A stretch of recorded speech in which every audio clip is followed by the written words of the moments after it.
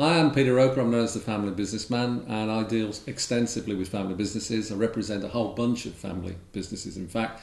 And what I want to do is talk to you about the 3 keys of family business, which is filling the fridge, sleeping at night, and working with people you know, like and trust.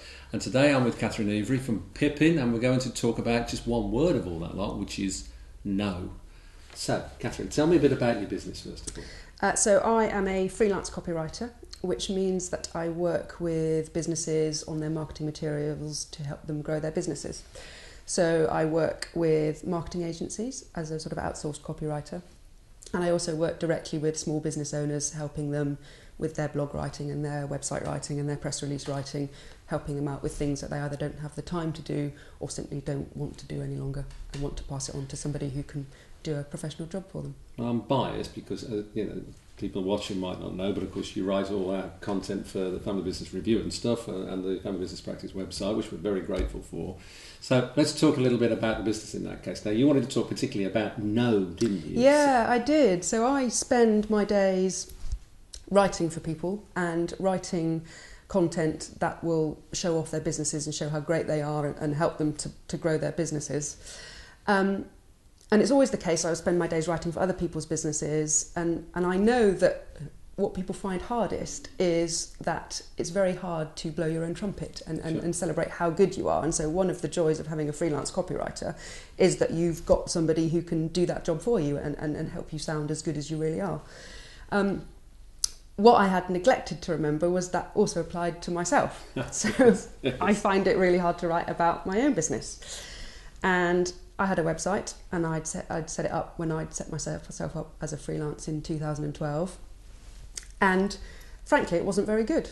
So the people who knew me and already worked with me knew that I was really good and knew that I knew what I was doing. And the people that they would refer to me also eventually knew that I could do what I say I could do. But I never got people coming to me new, cold, who didn't know me, or who didn't have a relationship with me already. And a couple of people had said to me, you know, when we look at your website, the person on the website compared to the person that we meet in person are completely different. And on the strength of your website, we wouldn't have come to you. And Ouch. yeah, it was a real wake-up call. I thought, well, hang on, I need to take a dose of my own medicine here and look at my own marketing materials and what I'm putting out there.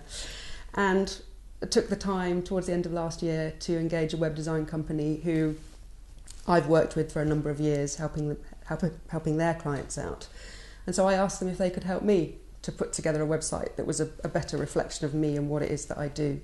So we worked together. I did the content, obviously. They did the design. We've put together a website now that I'm genuinely proud of, and which in the last month has brought me more inquiries than my old website got me in 4.5 years. Wow. So it was a real, as I say, a real wake-up call as to, you know, do as I say, not as I do.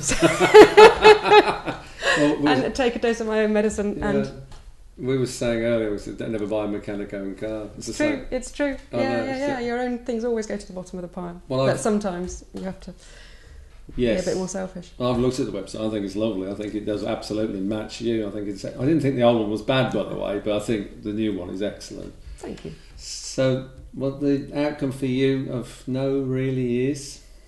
I spend my entire life telling clients that their words need to reflect how good they are, and I forgot that the same applied to me. That's a powerful lesson, that, isn't it? So I think you could apply that.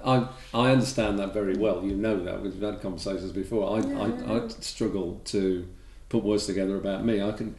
I don't write, you do that for us, but obviously I can speak about it. But I struggle to speak about myself easily. I can speak about anybody else to the cows. Absolutely, yeah. So it's the same. It is absolutely the same thing, yeah. Yes. Yeah, So, the English sense of not wanting to talk about yourself. Yeah, it is. It is very, it's very British, very English, very British, isn't it? I think it's true in business in general, though. I think if you expand that onto a family business, families, of course, have got that additional thing, haven't they? You know, we've talked about it before that, we mustn't blow our own trumpet, we're just a family business. Yeah. And let's not talk about the family. Whereas I know you'll say, well, hang on, that's a strength. And, Absolutely, yeah. And you'll write words completely opposite yeah. to that and say that's what you're really about, and then they're very excited, aren't they? Absolutely, yeah. So so thank you for sharing that. To fess up to that. I fess up to lots of stories, as you know, but I think it's a really important lesson for a family business that, of course, both of us would advocate that they need outside help and assistance, because that's what we do as businesses in different ways. But looking at yourself sometimes is about being honest with yourself and being true to yourself. I think that's exactly right. Yes. And then getting somebody with outside thoughts. Yeah, who can say, look how good you are, and kind of really help you in that process. But the thing was, you went to somebody who knew you well, didn't you? Yeah, exactly. We'd had that relationship. I'd worked with them for a number of years, and so I knew that when the time came to get a website, the person that I wanted to go to was the person that I knew me and understood me, and I could trust with the work. Thank you for that, Catherine. That was really good. I think anybody can learn from that. We all got areas that we go, oh, ouch, perhaps we didn't quite get that right. I've written a book with 37 of my mistakes in alone. But I think it's really important to get that outside thought process. But as Catherine was saying earlier, with people that you like and trust at the end of the day, that's where know, like and trust comes in so often. So hope you found that useful. So I'm Peter Roper, the Family Businessman. If you want to check that out, familybusinessman.com. If you want to check out the practice, it's familybusinesspractice.com. And thanks very much indeed for listening. Thank you.